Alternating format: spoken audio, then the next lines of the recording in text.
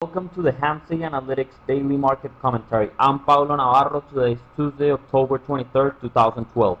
For the market internals, the New York Stock Exchange advanced decline differential closed at negative 1,342.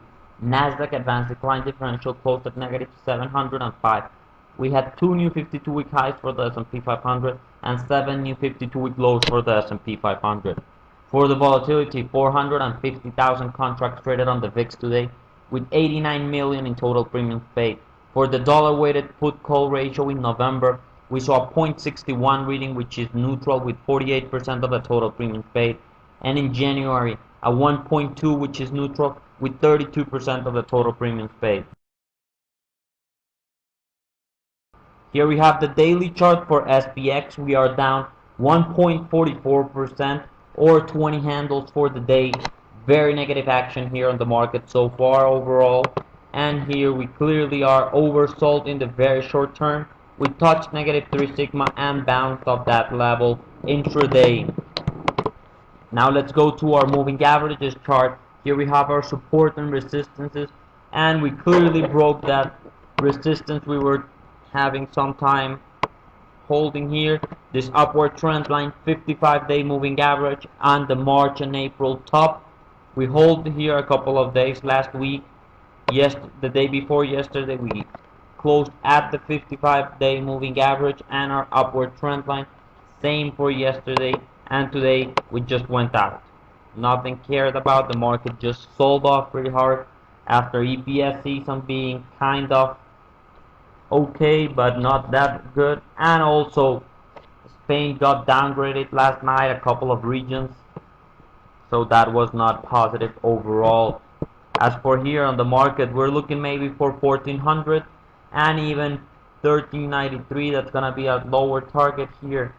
Maybe if we get some bad disappointment numbers from Apple, Amazon, even go down to this 200-day moving average of 1375. That's gonna be a big pullback if we do get to that level from these highs to that low. That would be a pretty big pullback and maybe a good long entry opportunity. But so far this market does not want to go higher, and there's not reason to try to go against the market. As you know, the trend is your friend here. Maybe try to go for this 1400, 1393. That's gonna be our target. On any rally you could try to sell at this 55-day moving average. Is gonna be some resistance on the upside. Try to sell these rallies and go even lower. Looking for SPY, and let's get the targets here for SPY. We are looking for 1 to 39.53 on SPY, and that's gonna be our longer term target. Maybe try to sell the market at 143.71 and the target 139.53. That's gonna be on the daily chart. If we go to our weekly chart, our 60-minute chart with the weekly support, pivot, and resistance, we are looking at 140.46 and 138.15. Those are gonna be the two targets we're gonna have to keep in mind here. Going to the Nasdaq ETF, here we have the Qs, and here you can see we are selling off pretty hard today. We were down almost 1% for the Qs, and we're closing at 65.37 and looking for 64.75. Today we had Apple coming out with its new iPad, and the stock sold off. We're gonna see that afterwards. So we're looking for 64.75 here on the weekly support, pivot, and resistance for the Qs. On our daily chart, here we have very interesting the 200-day moving average at 65.04. That's gonna be a very important support level. We're gonna have to see what happens with the Qs here if we are going to be able to hold. So that's gonna be a level to keep in mind, 65 level for the Qs. Now let's go for the IWM. This is the Russell 2000 ETF, risk on, risk off ETF. We have a very interesting day here. We were down only 0.43% while the S&P was down 1.5%. And this one had a big turnaround of the 200-day moving average. We talked about this level. We saw it coming. We talked about it almost getting for certainly getting this for 1840 level, touch that 200-day moving average and bounce to 81.42.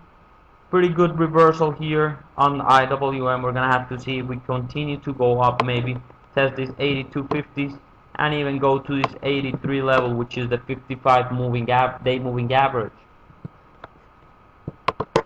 On our 60-minute chart here, we have the support, pivot, and resistance. 82.50 is the weekly pivot. That's the level we're looking up here. Maybe get to that 82.50 level. That's the resistance we have here. Maybe start getting some defensive up there if we start to see some more warning signs, if we just not blast through, which is probably not going to happen. GLD. Here we have the 60-minute chart for GLD. We were down 1.3%. Very bad day here for gold. And we touched our support number 1 on the weekly chart. Here we have it, 165.43.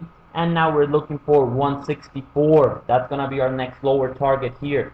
But let's go to our moving averages chart and let's look what's happening. We broke the 55-day moving average. Clearly broke below it. Gold's going lower from here and maybe even testing this 200-day moving average of 161.38. That's gonna be a really important test here on GLD.